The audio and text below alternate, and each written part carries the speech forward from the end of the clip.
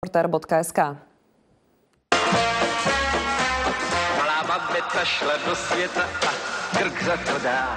Bude zo známeho hitu Labutia pieseň. Majitelia babiec sú presvedčení, že všetko k tomu smeruje. No a tu ju niekde postavím, hej? Aj František Nemiec otvorene hovorí o trpkom konci jedného zo symbolov Československa. Dôvod? Ponovo musím mať SPŽ-ku, osvetlenie SPŽ-ky a vyrazené vinčíslo. Pritom 10 ročia nič z toho nepotrebovala. To je niečo, nechcem nikoho urážať, alebo blúdny zákon, ktorý nemá obdobu.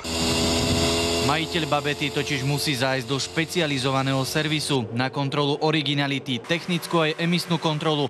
Tento mu si to prepočítal. Celé to vraj vyjde na 200 až 300 eur. To vychádza 2 až na 3-krát drahšie, jak je hodnota babety.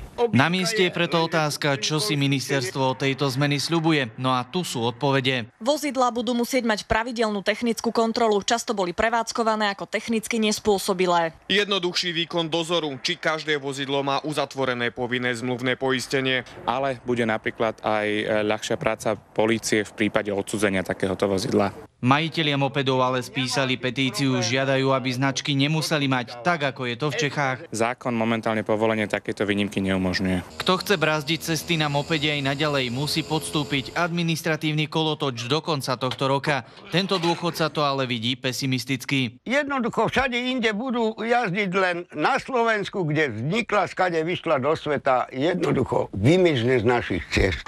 Denne až se začne zpívat, budu vzpomínat a zpívat, jak ta babeta šla do světa a jak mám tu babetu rád. Marek Vnenčák, televízia Markíza.